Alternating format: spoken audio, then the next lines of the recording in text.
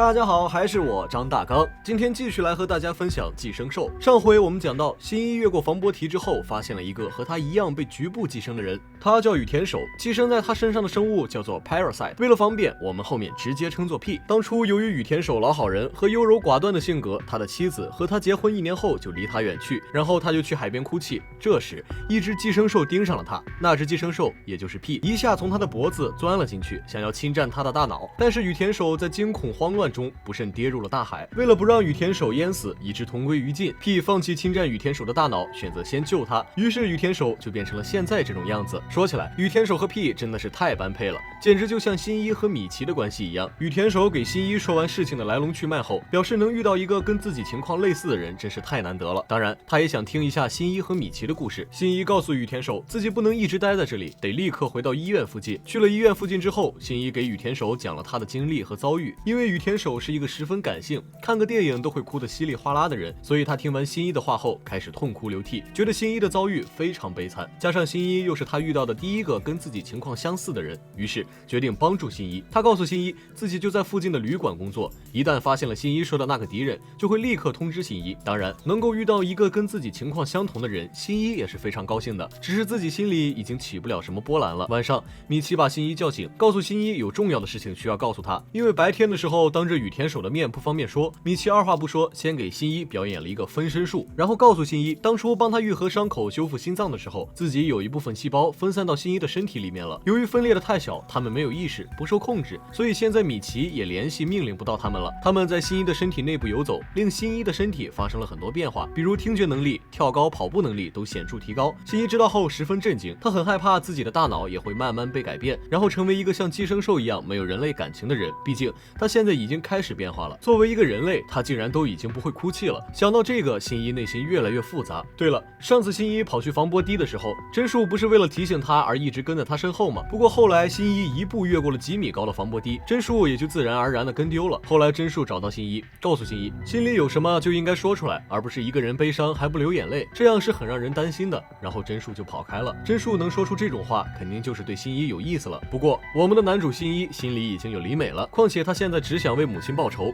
所以面对真树的这番话，只是一副你在说什么，我根本不明白的样子。当然，也有可能他就是单纯的不明白。就在新一一脸不明所以的样子的时候，他的手机响了，是羽田守。他发现有寄生兽出现了，所以按照承诺立刻来通知新一。新一害怕那只寄生兽知道羽田守仍是人类而伤害他，所以就让羽田守赶紧跑。与此同时，新一也以比小汽车还快的速度跑去和羽田守会合。但是关键时刻总是会出点什么事情，这才能让故事更加刺激。一边羽田守在半路就跑得筋疲力竭了，所以 P 只能带他走另一条路，以此来增加胜算。另一边，就在新一跑到半路上的时候，米奇突然说自己已经困得撑不住了，所以需要进入深度睡眠状态了。在进入深度睡眠之前，米奇还专门把自己变成了一把刀的形状，让新一在有危险的时候保护好自己，并且要保护好自己的安全。不得不说，经历了这么多，米奇和新一之间的关系真的是越来越好了，就像是手足兄弟一样了。想到没有米奇的帮助，新一还是很害怕的。不过事到如今，已经没有时间害怕了。正所谓箭在弦上不得不发，况且还有羽田守和 P 的帮助。但是羽田守和 P 一路被那只寄生在新一母亲身上的寄生兽追杀，他觉得 P 又是一只没有寄生正确的垃圾寄生兽，所以想要直接毁掉 P 和羽田守。经过1-2个回合的打斗之后，那只寄生兽采用同样的方法直接刺穿了羽田守的心脏，羽田守立刻就倒下了。宿主一挂，寄生兽也活不久了。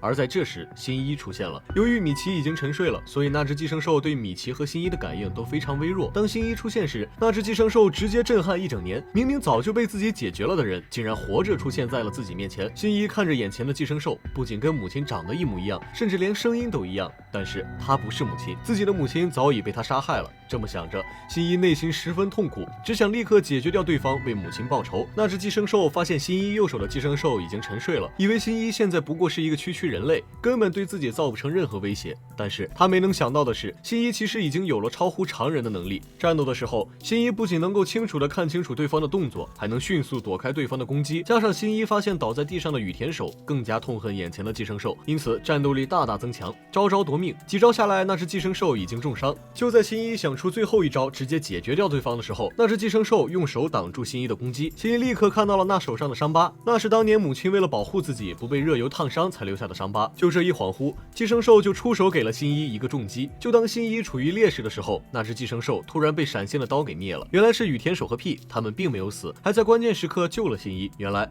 羽田守觉得新一会因为寄生兽长得和他母亲一样而下不去手，所以就出手帮他解决了。那羽田守是如何在被穿刺心脏后还能这么快活过来的？这都要得益于他的好伙伴屁了。屁早就看穿了那只寄生兽的攻击招式，他善于刺穿对方的心脏，所以屁就在那只寄生兽刺向羽田守之前，迅速的移动了羽田守的心脏和其他重要器官，这才保住了羽田守的性命。这一战终于结束了。那么新一他们也该离开了。离开之前，新一也和真树做了简单的告别。新一终于又回到学校。奇怪的是，加奈为什么能够感应到新一回来？莫非他有什么特别的身份？加奈感应到新一回来之后，便想着去找他。而在一旁等待的光夫正好见到了加奈，以及加奈手机中存着的新一的照片。看着加奈对新一越来越好，光夫心里自然是非常不爽的。于是他就来到新一的学校找新一，这明显不是找新一玩的了。话没多说，光夫就上拳头了。但是此时的新一已经不是那个当时被打在地上爬都爬不起来的新一了。新一轻松的就避开了光夫的几次攻击，并且将光夫打倒在地。这时候知道新一被光夫叫走，出于担心的李美正好就来了。李美逐渐感受到了新一的变化，你是全新一吧？这其实是李美第 N 次问新一这个问题。不过以前新一给出的都是肯定的回答，但是现在不同了，因为新一自己也不清楚自己还是不是全新一了。不过害怕李美担心多想，新一还是补充说明了一下，自己当然是全新一了。另一边，坐在路边座椅上的加奈发现自己能感应到新一逐渐走近，他很疑惑，为什么自己可以有这种感应？正当他的感应灵验，新一真的从楼梯那边上来时，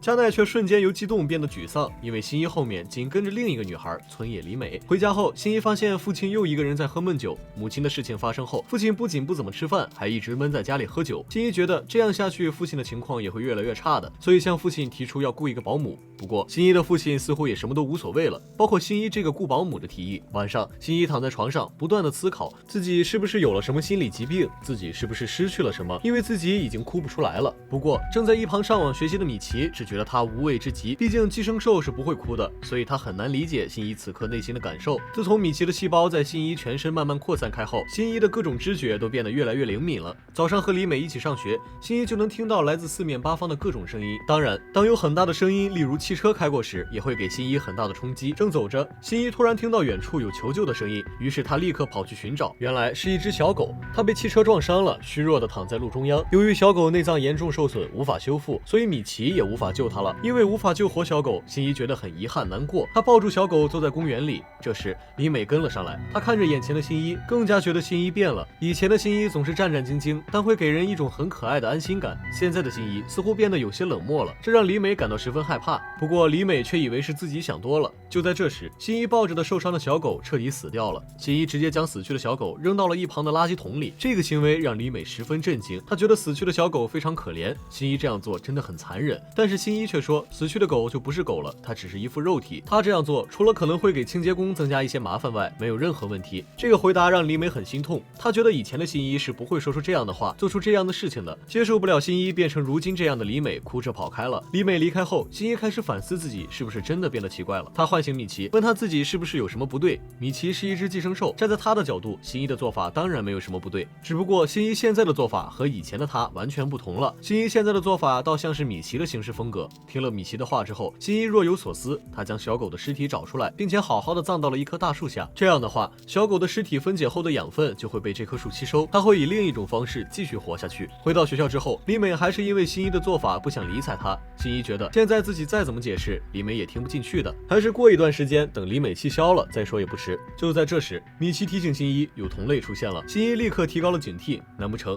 是田宫良子又回来了？不过这次来的似乎不是田宫良子，而是其他的寄生兽，到底会是谁呢？新一和米奇决定主动去会会对方。就当新一走到楼梯间的时候，一个学生出现在他的身后，并且主动给新一打招呼。他是刚来的转校生岛田秀雄，当然这是他自己给自己取的名字。这位岛田秀雄同学面无表情，一脸冷漠，主动提出要和新一做朋友。他就是米奇刚刚感应到的那个同类，现在在3班上课，也就是李美的那个班级。不过体育课的时候会和新一一起上。这位岛田秀雄同学体育非常好，赢得了很多同学的青睐。当然他毫不在意这些，他只是想通过运动让自己对身体的操纵更加自如。新一也没工夫跟他兜圈子，直接开门见山，你是田宫良子派来杀我的吗？的吗？岛田秀雄一脸我才懒得杀你的样子，告诉新一自己根本就不会对这个学校的人下手，而且自己最近也根本没有对人类动过手。这说明岛田秀雄最近都没有吃人，而是靠摄取和人类相同的食物来生存。看来他已经是一只比较高级的寄生兽了，至少已经摆脱了食物的限制。岛田秀雄告诉新一，他们已经在研究和人类共存的方法了。新一对他的话充满怀疑，不过米奇却表示自己对岛田秀雄这个方法很感兴趣。由于米奇感觉到自己又要开启睡眠模式了，担心新一的这个弱点被对方知道，造成不堪设想的后果，便草草的结束了话题，并带着新一离开。离开后，新一开始思考刚刚岛田秀雄说的话，到底能不能相信他说的话，接下来又会再起怎样的风波？欲听后事如何，请听下回分解。感谢大家的观看，喜欢的朋友记得点赞、评论加转发哦，拜拜，我们下期再见。